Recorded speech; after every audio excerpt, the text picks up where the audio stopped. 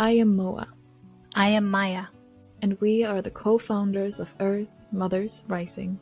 We walk alongside women in their conception, pregnancy, birth, and motherhood journeys. The how is ever changing because it is guided by the flow of our intuition. The why is always the same. When women come together to heal, magic happens. When women heal, we change the world. Rise, Earth, Mothers rise, rise, rise, rise, Earth, Mothers rise, rise, rise.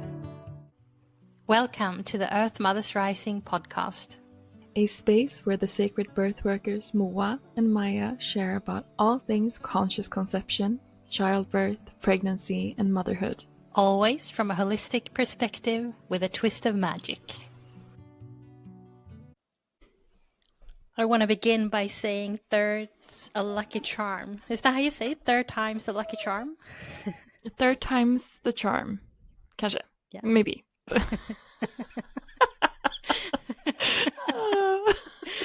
Is it Mercury retrograde or something that someone didn't tell me about? It feels like that. It's really Mercury retrograde energy going on here. Yeah. So this is the third time we try to record now. We have a recording of 14 seconds and one recording which is 2 minutes. Let's see how long we'll manage with this one before something happens.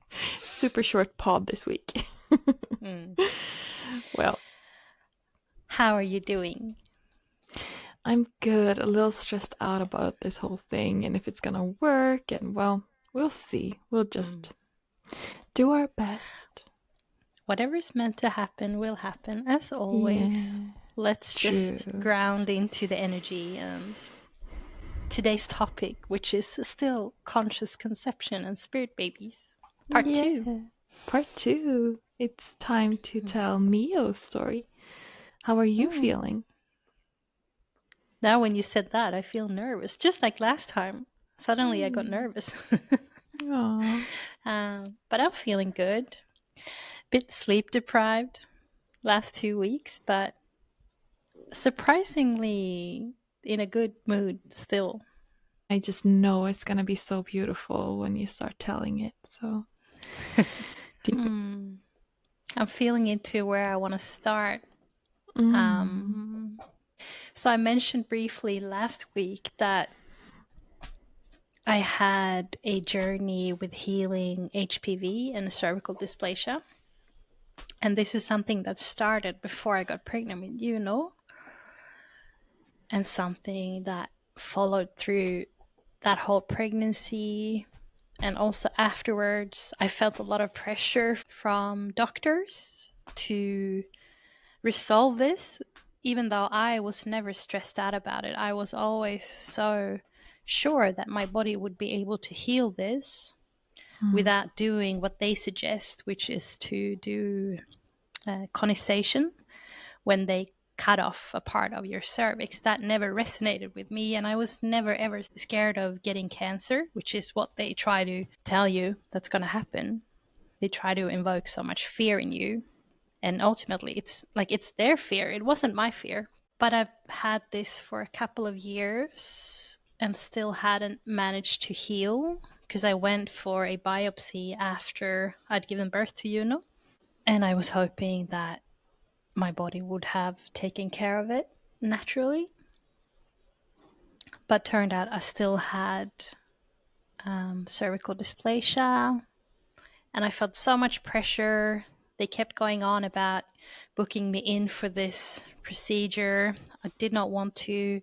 I had already been looking for different options and alternatives, how you can heal this in other ways.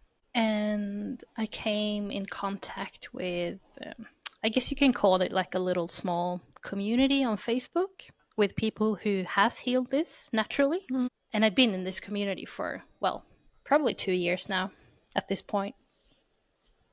And I felt so empowered by them that your body can actually heal this. You don't have to go to the extremes and cutting in your cervix. Often that doesn't even resolve the issue. Anyway, that's an episode for itself on its own, talking about healing that. But I felt so much pressure, and I just wanted to get rid of this issue instead of giving my body more time and trying other supplements and other alternatives. I went for something that's called escharotic treatment, which is marketed as a healthier or more natural option than going to the extremes of cutting in your cervix. But with what I know today, I never would have done that. But with what I knew back then, and with what the people in this community, many of them had done successfully, I decided to do that.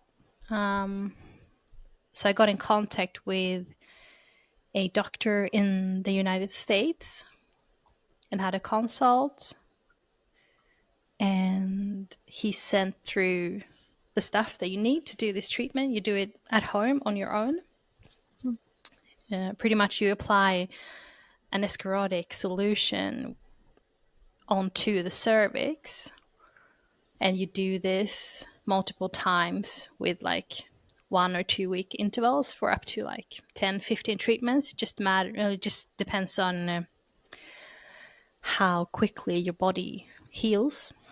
Because what you do, you also take photos of your cervix and you send them through to him, and he'll tell you, yeah, go ahead and treat again in 1 week or 2 weeks, or it looks like it's better now, maybe you can stop, and yeah, whatever.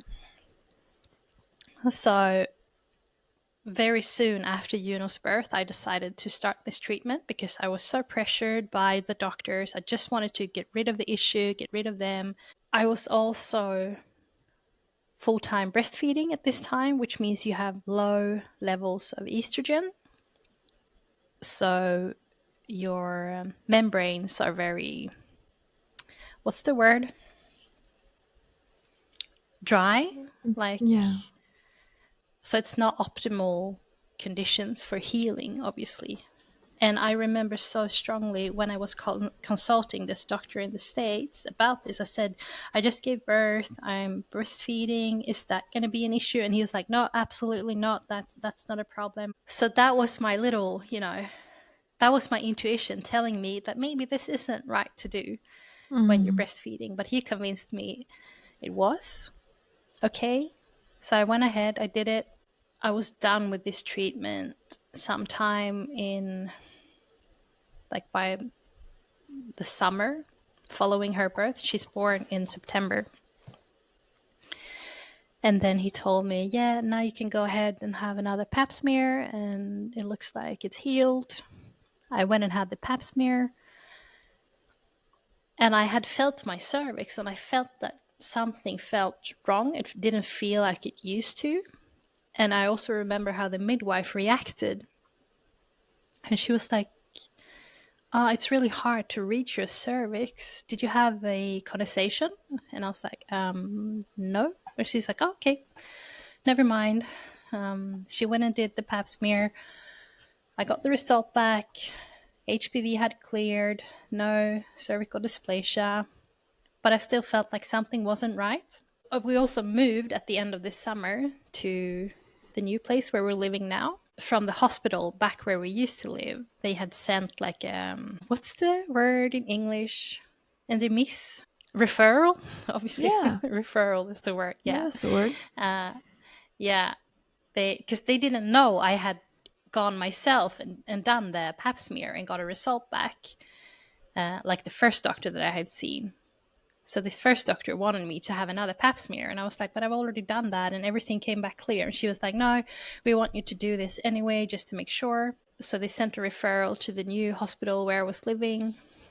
And I went there to have another pap smear. And that midwife reacted the same. And that really made it feel very uncomfortable for me. I realized something's wrong, something's not right. And I could feel that something wasn't right with my cervix. And I started, as you do, Googling. And I read about this thing called cervical stenosis, which is where your cervix completely closes. Like your cervix is meant to be like a little donut with an opening. But this, like, cervical stenosis is narrowing of the cervical canal, or like complete restricture when it completely closes, so there's no opening. And I just knew this is what had happened to me. I got the result back, came back clear, but they said we're not able to get cells from the canal. You have to come in for another check, another biopsy. And I was like, I'm so done with this. I don't want to do this. But because they said that they couldn't get cells from the canal, I felt like, oh, maybe my little hunch about this cervical stenosis thing was right. Maybe there is no opening since they can't manage to get cells from the canal. I went in again, and this time they wanted to do like an actual biopsy, not just a pap smear. And that doctor's visit was horrible. It was so painful. I literally felt raped. Like, she was so disrespectful. I told her the story. I told her my concern. She was just so disrespectful in talking to me, but also in doing the biopsy and the examination. It was so painful. And she sort of talked to me as if I was totally stupid and dumb, you know. But she could confirm what I had been fearing, that there was no opening in my cervix. And my whole world fell apart.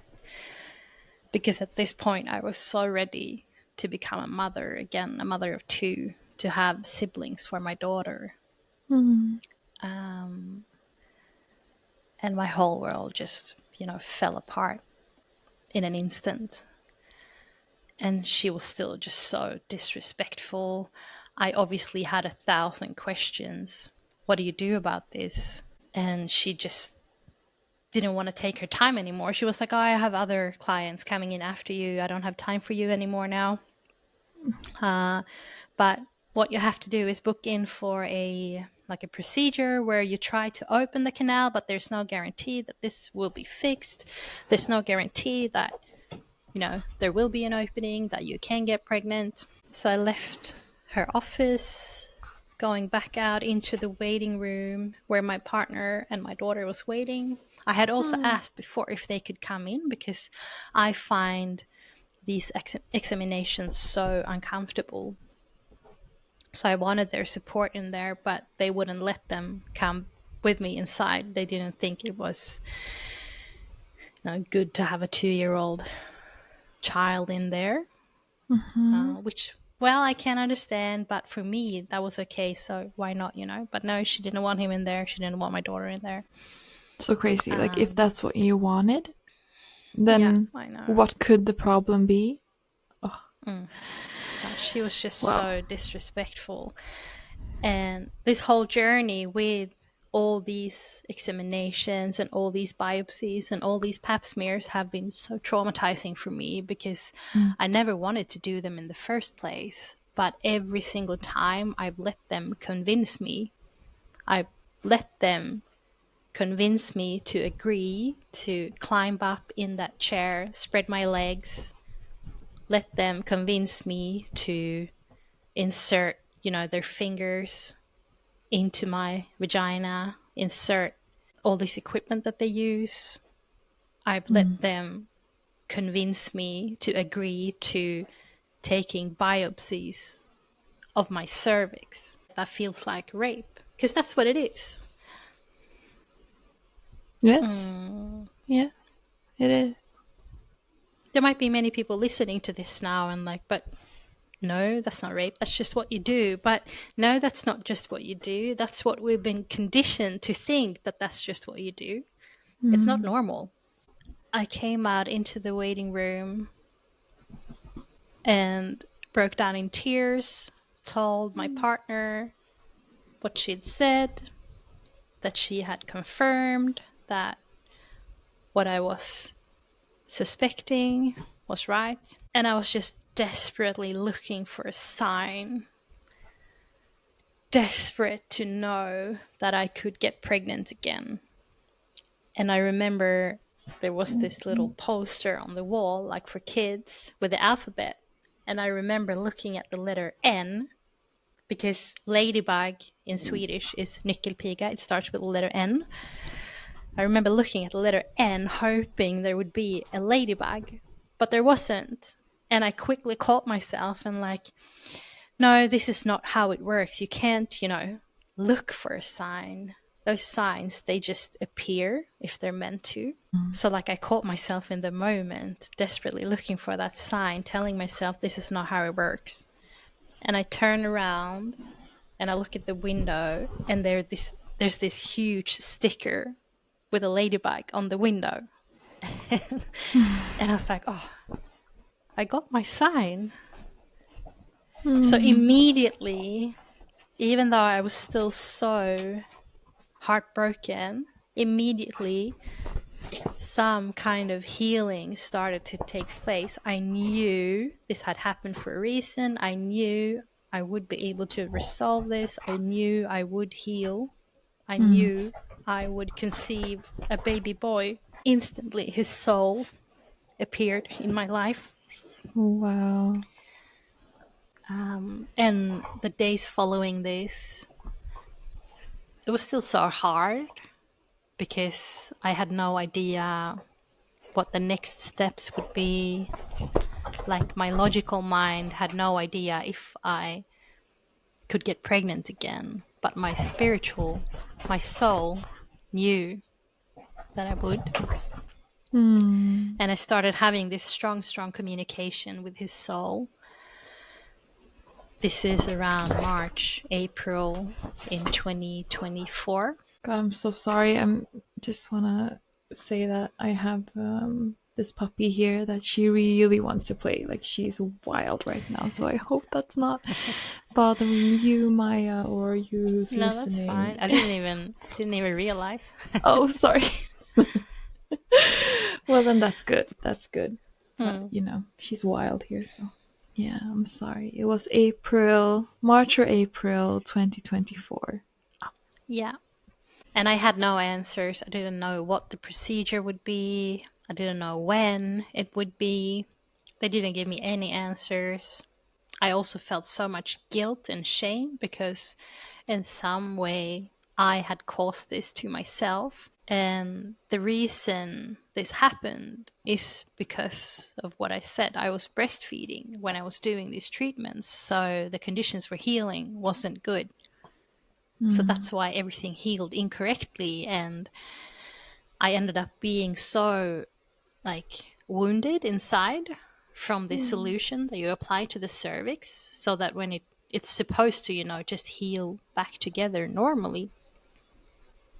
But it's a pretty invasive treatment, and with what I know today, I would never ever recommend anyone to do it, no matter if they are breastfeeding or not.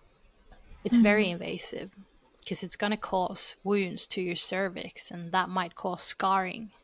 And in a worst case scenario, like for me, it's going to cause your cervix to heal incorrectly. And that can happen too if you do the conization, which is what the traditional healthcare system suggests that you do, that you cut off a part of your cervix. And that happens to women who do that too. It causes scarring. Worst case scenarios, it causes the cervix to heal incorrectly and totally close. But the reason I hadn't, because obviously also then when there's no opening, you can't bleed. But since I was breastfeeding, I didn't have any cycle. I wasn't menstruating. So that's also one of the reasons I never fully knew if this was the problem until they could confirm it to me. Because there was never no bleed. Like obviously if I had a bleed, I would have known if the bleed could pass through or not. But also quickly after this examination that I had with that doctor, a couple of months after, I felt that I was getting my period, but no period blood came. But I'm so in tune with my body, so I could literally feel that, oh, this feels like when I have my period, but I'm not having a period. So that can also cause issues if you start, bleeding without being able to pass the blood. So more fear started to arise, and I wanted to get this procedure done, even though I wasn't quite sure if I wanted to either. But obviously I had to, because now I was having my periods. Well, I had one period, and I knew I would probably start having more periods because I had cut back on the breastfeeding at this point, and didn't want to cause myself any more issues, potentially endometriosis and stuff. So I called the hospital, told them that I've started menstruating now. What do? I need to have this resolved. What's the procedure? And they told me there were long queues. I would probably have to wait until the end of summer. And here I am, completely almost desperate, not knowing. And then they called me back again, and suddenly they had an opening next week. This is sometime in June. So I had another bleed by this point. So I'd had 2 bleeds. Bleeds obviously stuck in my womb. But suddenly they had an opening next week. And this was with the same doctor. And I just felt, hell no. This woman will not operate on me. And I said, do you have any other appointments? And suddenly they had 2 appointments. They had another one with a male doctor. And usually I find it even more uncomfortable to do this kind of stuff when it's a man, but I just felt good about this. I don't know what it was. Like, my intuition told me that, yep, he's the one who's supposed to do it. So I booked in for this. I feel like I'm jumping in the story now. I haven't told you about all the communication that happened leading up until this point, because I felt Mio's soul, his presence, more and more and more. I was communicating so much with him. It was such a healing journey. I received all these signs. So ladybug was the sign for Juno, more specifically. But I kept seeing ladybugs even for him, but also a dog, golden retriever, became his animal sign, and also daisies became his flower sign. It's so cool that I have he's a golden doodle, so she has golden. Her father, I think, is a golden retriever.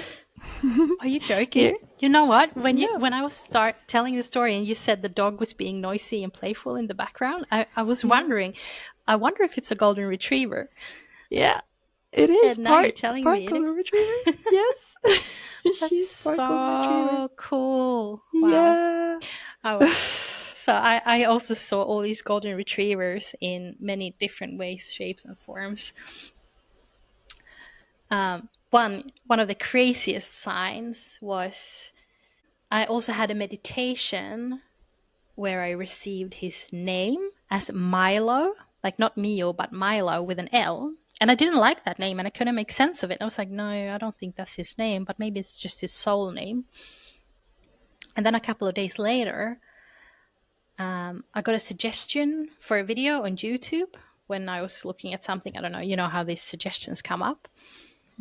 And I pressed this video, and the video was about a little brother, it said, named Milo, and his dog, the golden retriever. And I was like, okay, it cannot be more clear than this. It was just like a random video of a little boy, a little brother playing with his golden retriever, and the boy's name was Milo. And I had just a couple of days before received the name Milo and received this sign, like a golden retriever, and that there would be a little brother. So that was one of the crazy signs that happened. And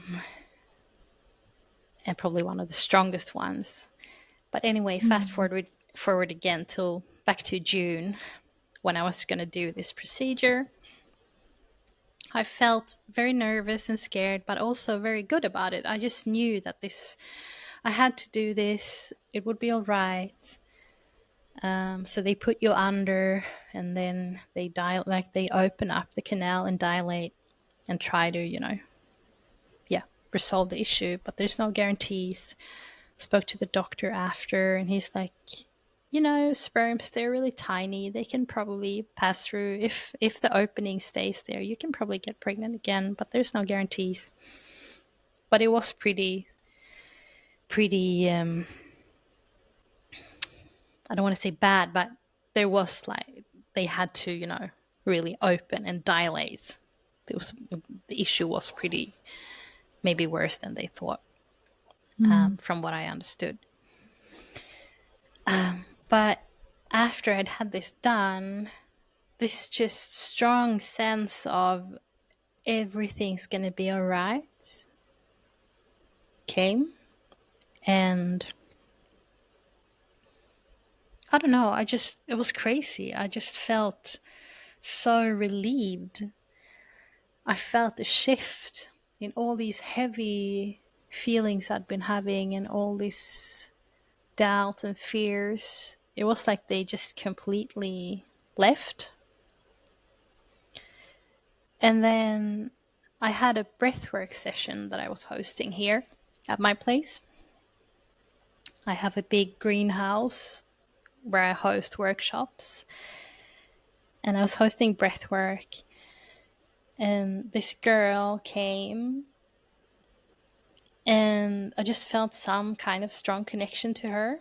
I guess, like I said with you, like a soul sister kind of connection. You just know that there is some special bond, past life connection. She came to my breath work. And then after, she posted a video to her Instagram, talking about this breathwork session, how amazing it had been. And in her hand, she's holding a daisy. Like she's randomly just holding a daisy in her hand, spinning it around, like as she's talking about my breathwork. And I was like, oh, wow, that's my sign. Because this was just after I had done this procedure. Wow. And then I found out she's also a healer. And she booked in to come for like a one-on-one healing session with me. This is beginning of July. Also, like a week before this, I had started my podcast, my first podcast episode. And in this podcast episode, I said, I know there is a son waiting for us. I know I have a son in the future. And then a week later, she came to my studio.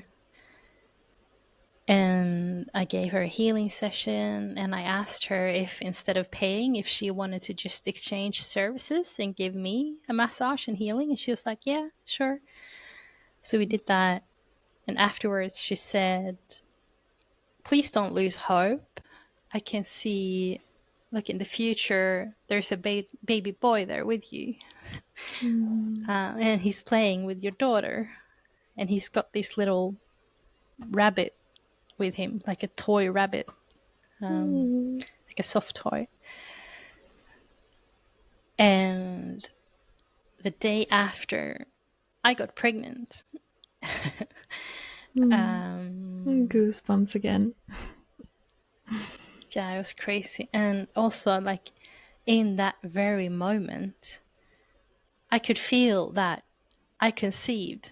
You know, people say that you cannot possibly know when you conceive or when you get pregnant, or like it's impossible to know. But I knew. I could like see the egg cell getting fertilized. I don't know what it was that I was seeing, but I saw this like kind of explosion happening in my womb or whatever. Like I just knew I got pregnant there. Yes. But well, and I feel like I've heard so many stories like this, women just knowing, like this time it happened. Like, yeah, I've heard that too. And I had heard that before, but I could never relate to that feeling because I didn't have that feeling with my daughter. With my daughter, it was more so just hoping. Mm. But whereas here I was so in tune with my body at this point that I just knew that I conceived there. But I didn't tell anyone. And there's obviously this 2-week wait. I was trying to not focus, trying to not analyze all these signs and symptoms that I was feeling. But there was a lot of signs and symptoms. Even the day after, 2 days after, everything was just different. And just this very strong knowing that I was pregnant. And I had my friend, one of my best friends from Australia, visiting me during these 2 weeks. I didn't tell her either until towards the end, like a couple of days before she was about to leave. I told her, I think I'm pregnant. And she was like, oh, you don't know. You're just going to have to wait and see. And yeah, don't think too much of it. And then 2 days before she was going to leave, we went, the whole family, to Öland, which is an island about 1.5 hours from here. So you drive down south to Kalmar, and then you take the bridge across to Öland. And the day before, I had bought a pregnancy test. I hadn't told anyone that I bought the pregnancy test, but I brought it with me because her and I was going to stay 2 nights in a hotel in Kalmar. So my partner and they came with us, but then they left to go back home in the evening and left us in Kalmar to stay there in a hotel. But I brought this pregnancy test with me, and in the car on the way down there, I was just consumed by overthinking, like, am I pregnant? Should I do the test? What if it's negative? But I really do think it's positive. And I was just completely consumed by these thoughts as I was driving. And suddenly a car, I can't remember if it was at a traffic light and it stopped in front of me or if it overtook me on the freeway. I have a photo of the number plate, but the number plate was SON, SON, 444.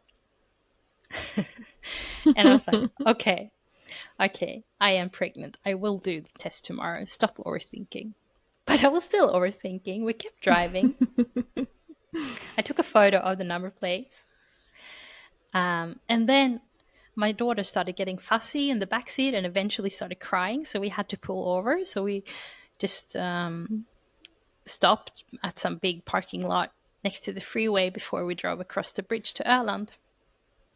And Peter, my partner, he took her out and was just walking back and forth on the road to just calm her down. And suddenly he yells at me, look, a ladybug just landed on me. And I was like, okay, I'm pregnant. I will do the test. Still didn't tell anyone. And yeah, so that was that. The morning after, in the hotel room, I couldn't sleep that night because I was just laying there waiting for it to be morning so I could do the pregnancy test. I got up. So eventually at 4 o'clock, I said, okay, I can't wait anymore. I can't sleep. I need to do this. So I got up, did the pregnancy test. And at first, there was no line, nothing appeared. And I was like, struck by this, disappointment. But very quickly, a line started appearing. And it was just the most surreal moment. Because to add to this story, I told you about the miscarriage that I had before I conceived after that miscarriage, Peter and I went to Kalmar to stay in this very hotel, in a hotel room exactly like this one, just a couple of days after the miscarriage. We went to Kalmar to visit his parents to tell them that I was pregnant, but obviously I wasn't pregnant. So we went there anyway and never told them that I had been pregnant. But we were staying in this hotel room and I was bleeding from this miscarriage. And here I am a few years later doing a pregnancy test in an identical toilet, which is positive. It just felt so surreal. And then I went back to bed. My friend was still sleeping. And then when she woke up, I told her I did a pregnancy test. And she was like, oh, what did it say? And I said it was positive. And for some reason, she misheard me and thought I said it was negative. And she was like, oh, well, you're just going to have to go back to the doctor and see maybe this issue wasn't resolved or, you know. And I was like, what? What are you talking about? I am pregnant. And she's like, what? Yeah. And obviously she got so happy and yeah. So that was that. And then I was just euphoric. And it was the same thing with this pregnancy as with Juno's pregnancy. I just knew like there would never be an issue. I knew he would come. I was never worried about miscarriage or anything. I just knew. Partly because of the strong communication I'd had and all these magical signs that I'd been getting. Came back home the day after, told Peter, and he was like, what? When did this happen? So he had like no clue, nothing, no clue. Wow. That was Mia's story. I could be talking about this for another 2 hours. There were so many signs regarding this and so many synchronicities. Yeah. Also, one thing that I have to tell you, one of the mornings after I found out, after this horrible, horrible doctor's visit, I went down to the lake here and I found a little blue heart, like someone had lost it from like a necklace or something. And then I went to meditate.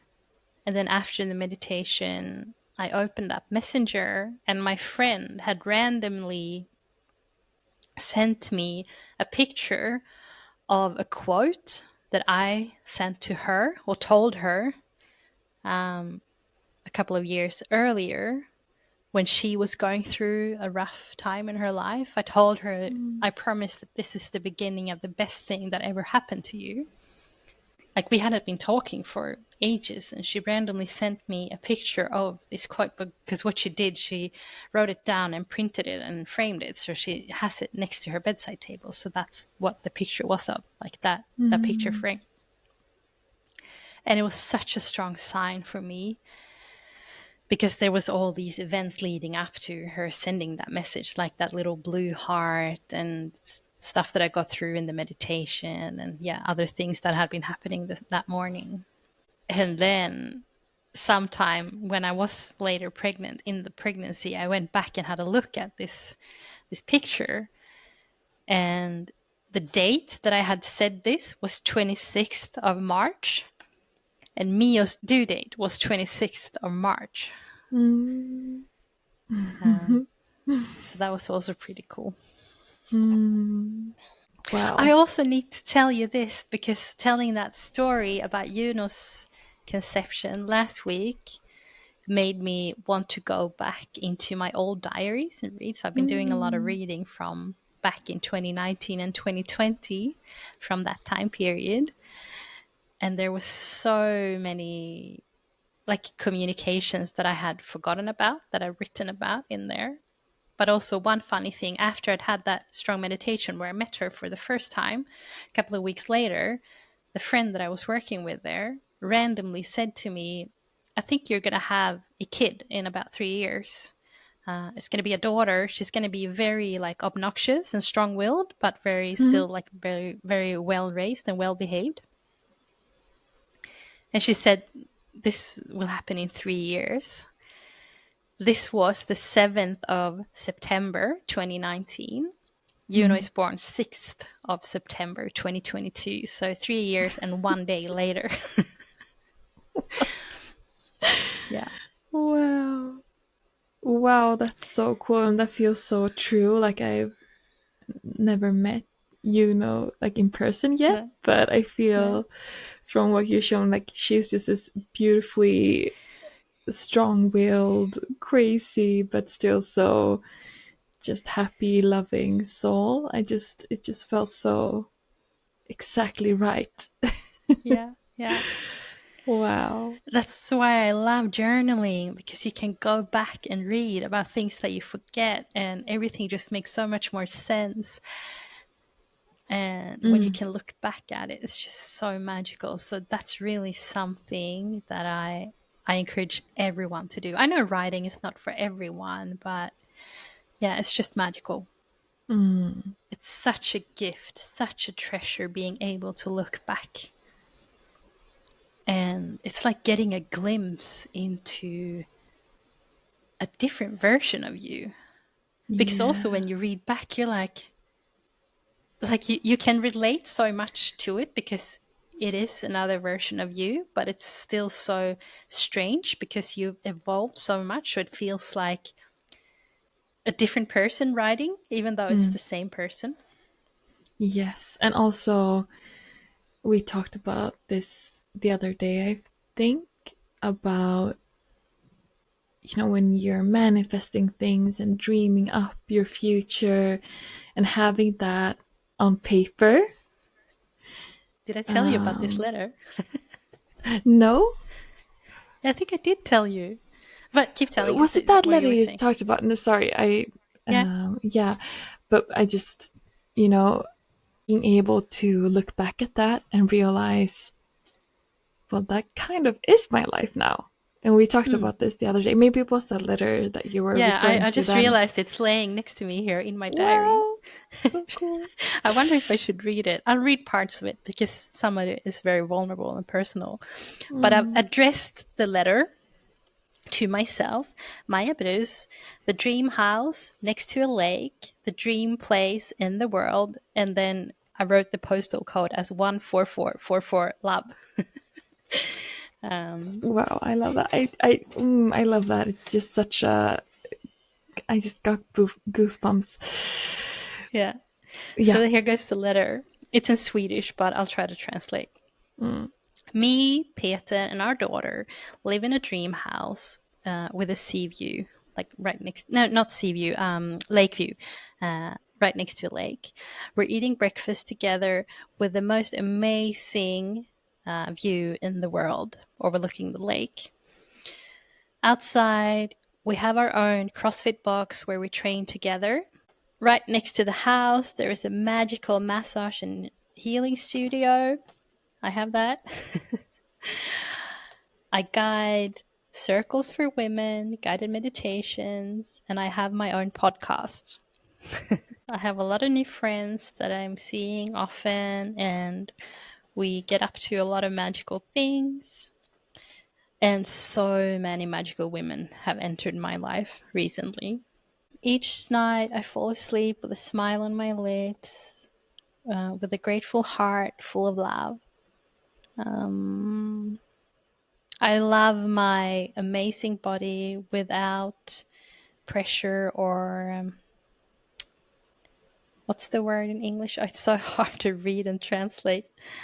Well, I love my body without pressure and without, like harmful thoughts or excessive training. And I have a very relaxed relationship to training and food. And that also, like, I feel like most of this happened this year. Like, it's been falling into place more and more. But this year, it's like all of what I wrote in this letter has manifested. Yeah. So cool. And more. I have a son. I don't just have a daughter. I have a son as well. So it's so cool that everything turns out even better than you can imagine. Yes. Yeah, and I feel that as well. Like, we have all these ideas, and some of them is truly what's meant for us, but sometimes it's just even bigger and better and more. And I just love being able to look back at things like this. And I love what you did there with like sending a letter to that future place, sort of. Like with the postal code and everything.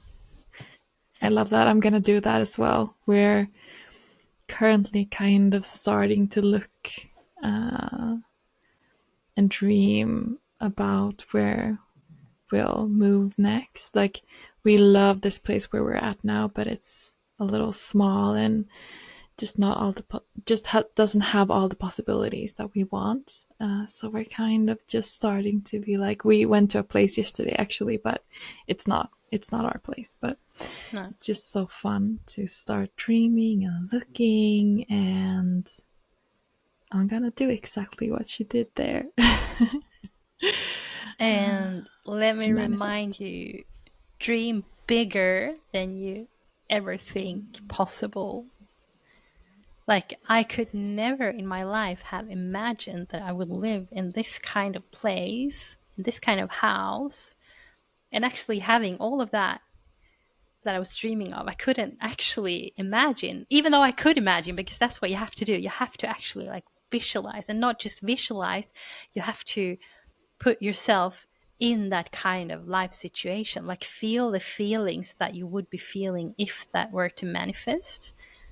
Like really go into, how does this reality feel in my entire body and soul and being? Yeah. Yeah. And it's also important reminders to stop and be in the present moment and appreciate things. But because so often we live the life that we once dreamt of, and it's so easy to keep wanting more and chasing more and just keep wanting to improve and better. And it's so encouraging also when you realize that, wow, manifestation works. What else can I manifest? But sometimes maybe just allow yourself to be present in your manifested reality, and pause there for a moment and be grateful. Yeah. Yes. Just actually living your dreams, because you are already. And that is so true. And that's the thing also with looking back and reminding yourself, like right now I have so much of what I dreamt of before, like a year ago or 2 or 5 or 10, or, and just really. Do you have any specific savor that. story that you want to tell? Well, one is my partner, for sure, in my relationship, that I had been manifesting, and it's just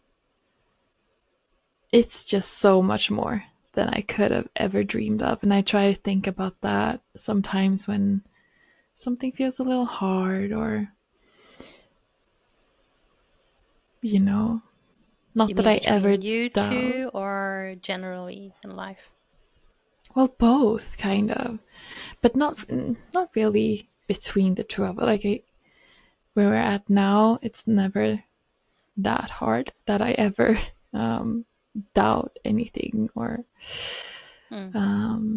but just when life gets hard, when the everyday feels a little gray or something, I remember that I have that person that is, so much more than I ever thought I could have, than I ever thought anyone could be. So that's a Wow. really beautiful one. And also where I live now, that I live in this little house and I can just go right out in nature and just be. And also a huge one that I've been really trying to manifest is like true sisterhood with women that are truly like-minded and who understand the things that I'm interested in.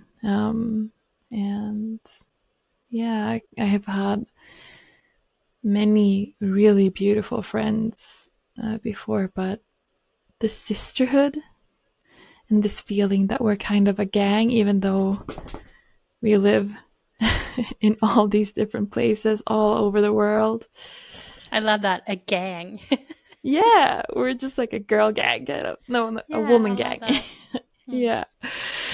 And we're just, like a squad, kind of. No, but it's truly a community, a sisterhood, A and it's so force beautiful. to be reckoned with.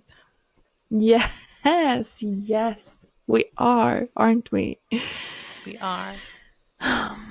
Not to And hype ourselves up or anything, but we are a force to be we are. reckoned with. Let's hype ourselves up a bit, I think. Yeah. Let's do that. No, but that's just so cool. And just that I have this friendship with you, and So grateful for you. as I am for you, so, so grateful. And if I would have told myself a year ago that I would have all these beautiful friends that are also into like magic and holistic health and all these things, Birth. birth, motherhood, yeah. Astrology. Yes, just all the kinds of magic, tarot and healing, and just the magic of Mother Earth, really. Things like that. I would maybe not have believed myself. I would have wanted to, but because I have It's tried hard. to. No, she's gonna. No, But you come, knew come. in your soul what that would have felt like. So that's why it happened, because your soul knew the feeling that that would give you. True, and also I did feel into what that would be, and I did write that down, and I did tune into that. That is what I truly wanted. So, Yeah, I yeah. have done that too so much, because I think that everyone listening to this, I think it's going to be a lot of spiritual people and believers of magic, and probably all of them can relate to that. This journey gets lonely sometimes when you start exploring this this magical other world that's not the Muggler world. Yes. Yeah, for sure. It does get lonely, and I think a lot of people feel like that they want sisters that can relate and that they can talk about all these things that are so obvious and natural to them, but to some people it just seems so weird and woo woo, and but I also think it's so important to dare to speak about it openly, because if you don't, there's no one that can find you. There's no one that knows that you are like-minded. You have to show the true version of yourself. You have to live from your heart and live in alignment with your soul and your purpose, and own that and speak it openly, because then you can attract the right people into your life. Yes. And you get to actually be who you are, and that is just so healing. Even So when people respond weirdly to that, to speak your truth. but it's so freeing. I've never felt so free in my entire life as I do right now, and it's so liberating, So good. So good. but also full Invigorating. of so many fears. Yeah. Yeah, same. Yeah, for me too. Like I truly start to feel like I am really speaking my truth, and I'm really being my full self and showing that to the world. But also, yeah, it's scary. Like some people in my life might think it's kind of weird, and that's not gonna stop me, but it's for sure kind of hard, really.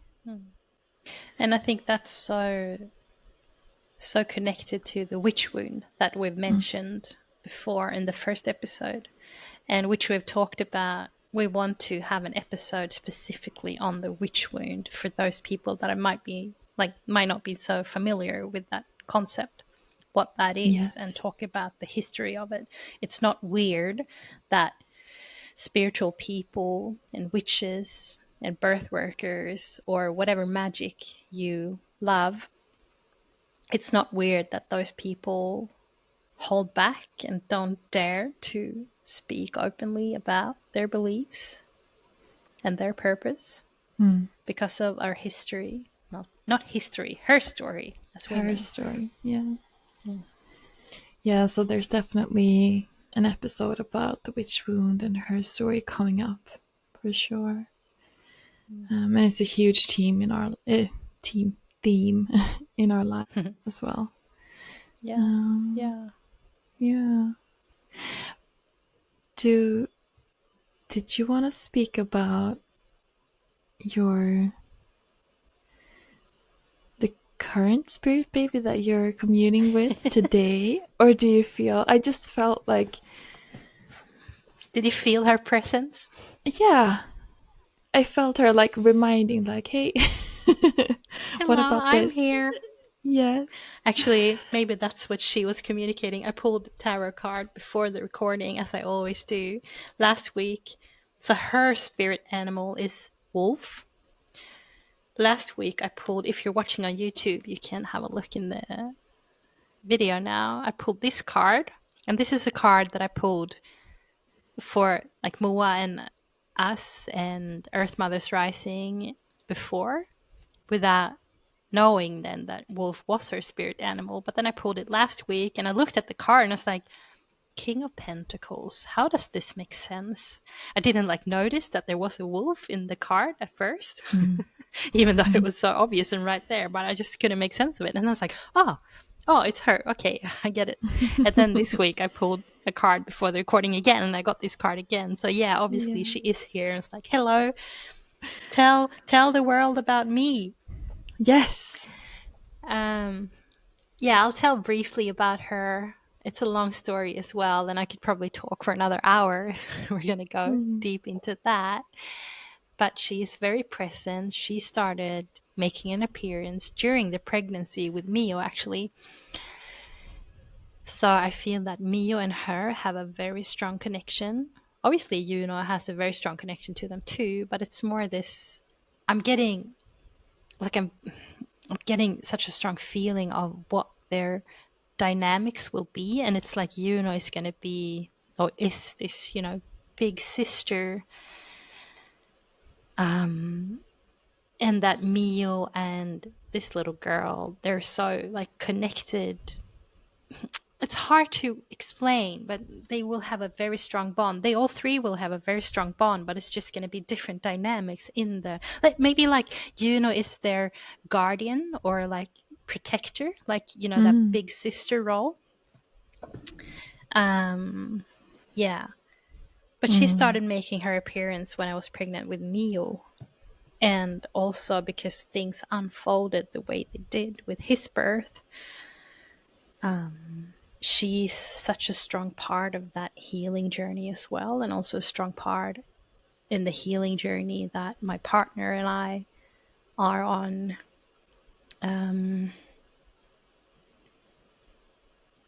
Yeah, I don't know where to start telling about her or what to mention, but When was the first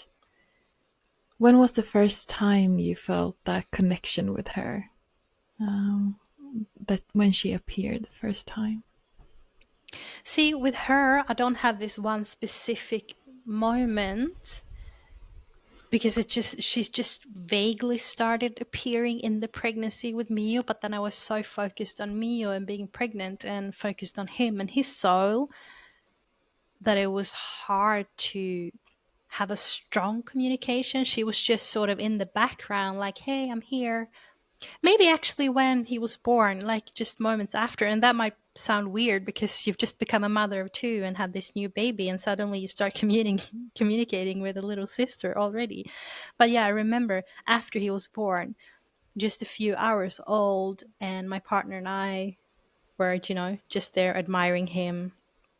And I remember saying something like, oh, you need a little sister, don't you? That I feel And that it just speaks so much to how connected the two of them are. Like, exactly. I felt that when yeah. I told you this. Yeah, it's something special. And then she's just more and more become closer and closer. And I've also purposely like invited her in. Like I want her presence, even though we're not ready for her physical presence just yet. and she's not ready either. Like, there is a journey that we still need to embark on until we're all ready for one another. And she's just such a strong part of this journey that you and I are on as well. And her and your little boy, they're so connected as well. And we have other women in the sisterhood, in the mentorship, that also have spirit babies that are very connected to them as well. It's not just us sisters, it's also our babies that are very connected. They're going to have a very special role in this world and a very, very healing purpose in their lives and in our lives. So it's just cool how connected it all is. I just got this vision of us all gathering with our children and them meeting and wow. Yeah. So beautiful. But with the fox, because I never really got a specific animal to her, it's more been sunflowers and just like ladybugs. It feels like ladybug, like it was specific to Juno, but it's also like pregnancy, spirit baby related, just all together. But the fox became no, not the fox, the wolf. I mean, the wolf became apparent so connected. a couple of weeks ago. Yeah, so connected. When we were visiting my partner's parents and his mother, they have these 3 pictures in her kitchen, like angels. And there's one picture with like 2 children and an angel. And I was like, oh, that looks like Mio and Juno. And then I noticed there's 2 animals next to them. One which looks like a fox and one which looks like a wolf. I was like, why would there be one wolf and one fox? Is it 2 foxes? Is it 2 wolves? I couldn't make sense of it. And I looked at it and I asked my partner and he's like, no, I think that's a wolf and that's a fox. And I was like, because it felt like there was Juno and Mio, and then there was these animals in sort of the spirit world looking over at them playing. And I just got this strong feeling that it was obviously your spirit baby, the fox, because I knew fox was your spirit baby sign since a long time ago. And this fox has been very present here, even in my life recently in this summer, before you and I connected. And it just struck me that maybe wolf is her animal. And then after that, it's become very apparent that yes, wolf is her animal. Yeah. Yeah, cool. She's been showing up, hasn't she, as a wolf? She wolf has, girl. Yeah. So cool. Also so cool the other day when I was out walking and talking to you on the phone. It wasn't Friday, just a few days ago. And we were just talking. And suddenly a fox, like right in the middle of a sentence that I can't remember exactly now what I was saying, but it was something correlated to this and this healing journey. And a fox ran over the road. It stopped in front of me, looked at me, and then ran off. I was like, okay, that was him. So cool. It was just so beautiful that we were speaking and that happened. And I just feel also that I want to tell that when you mentioned the sunflowers and you told us that or you spoke about that in a circle that we had in the mentorship gathering this summer. And I just felt like, yes, there's something about these sunflowers. And I felt that maybe I had that sign too. But then I also felt like, no, not really. But I just connected the dots now that you were talking, that it's just this really, like, how intertwined these spirits are, that like if we get a sign from your coming daughter, that's also sort of a sign from my son and vice versa. Yes. And I just remember that connection. You held up this card with a huge sunflower on it. That's like a spirit baby sign. That was the spirit baby sign for your coming daughter. And I was like, yeah, there's something, like there's a message here for me too, kind of. Wow. So beautiful. You And haven't also, told me that. sorry? You haven't told me that until now. That's so cool. No. But yeah, it makes sense now when you say it. It's like they communicate through each other as well. Yeah. Yeah. What were you Yeah, saying? and as you said, like there are no wolves around where you live, so they send the fox and Yeah, it would be so strange if a wolf came running here. yeah. And maybe a little intense. I mean, Yeah. potentially you could meet a wolf and it's truly a spirit sign, and Yeah. but it's not really, I mean, as probable or as Yeah, common. exactly. Like, Exactly. yeah. And also, Yeah. I want to say you told me the name that you're feeling, and I just wanted to say I told you that, but I have that name on my list as well of baby names. I'm stealing your name. Yes. And I don't know, it's just not the first time that I've had a name on my baby name list that has felt really strong, like I love this name. And then it like shows up in someone else that's really important in my life, kind of. So Wow. yeah, it's so Again, it cool. speaks to how important she is on this journey and how intertwined it all is. You Yeah. reminded me now. I said about Mio's name. It came to me as Milo as first, and the whole pregnancy I was like, I don't even like Milo. I don't want my son's name to be Milo. I couldn't make sense of it, and I've had this doubt that maybe I heard it wrong or something. And then I started thinking about the name Mio, and I really liked it. And there's this children's book, Astrid Lindgren. The Swedish people might know of it. It's called Majo, my Maja, or Majo, my son, actually, in English. But in Swedish, it's Mio, min Mio. Mio, my Majo. And my partner didn't really like this name. But then I listened to the song about him, and I felt so strongly, yeah, that needs to be his name, Mio. And after I had listened, and this was during a day when I had been so much in the like process of trying to figure out a name that I liked, and I listened to the song, and I just knew, yeah, that's his name. And then I got another sign, like I was reading a book, and randomly they talked about this Mio min Mio story. It's like, okay, that was another sign. And then I was about to host a women's circle out in my garden. I was waiting for them to arrive, so I made myself a cup of tea and sat outside in the sun. It was pretty cold, so I went inside and grabbed a bag to sit on and came back out, put the bag down, and I look at it, and it's a furniture company in Sweden called Mio Furniture. And it was one of those bags. It's just said Mio huge on the bag that I was just about to sit down on. I was like, okay, it's his name. And then when my partner came back home after I'd hosted the circle, I played the song for him. And from that day, it was just, okay, his name is Mio. Suddenly he liked the name Mio. And there was never any discussion anymore. It just became Mio. So I did hear his name wrong. It wasn't Milo, it was Mio. Yeah.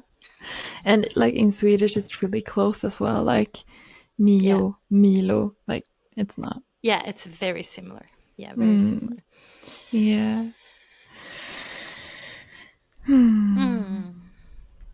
So many beautiful stories. Yeah. I feel like we need to round off. I'm going to go check on him. He's been sleeping for quite a while now.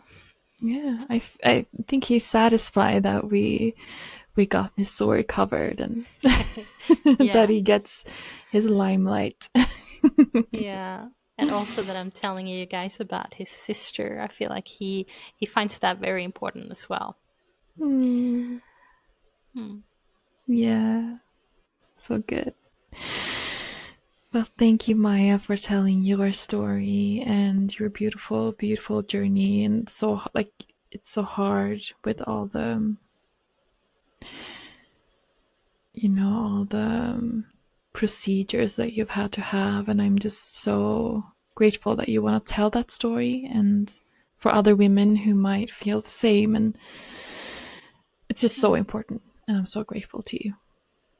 And there is so much more that I would want to tell you about that story and about healing HPV and cervical dysplasia and what it actually is, but I feel like that belongs to a different episode.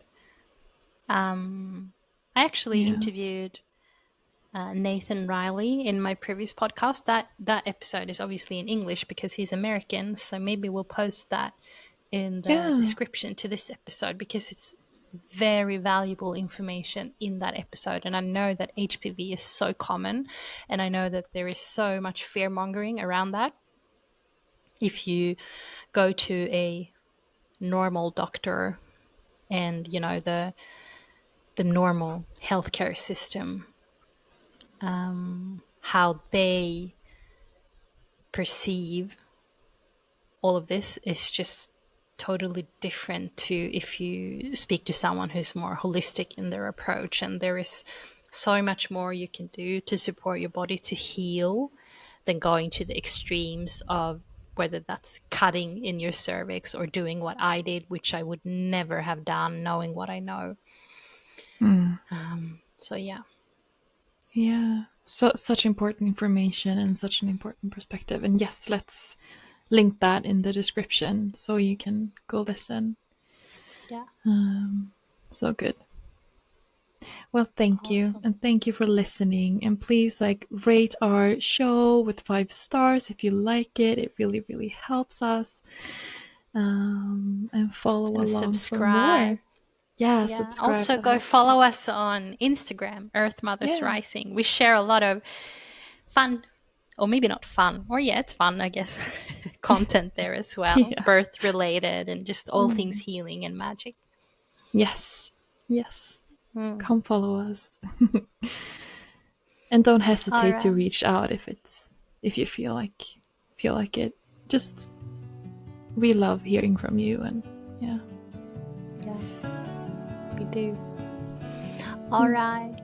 Love you, Mua. Love you guys. Love you. So much love.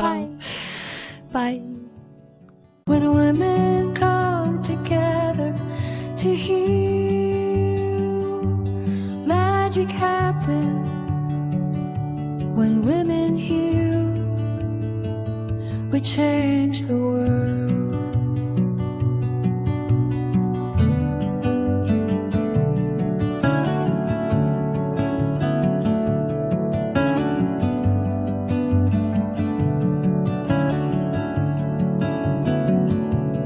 Rise, Earth, Mother's Worth.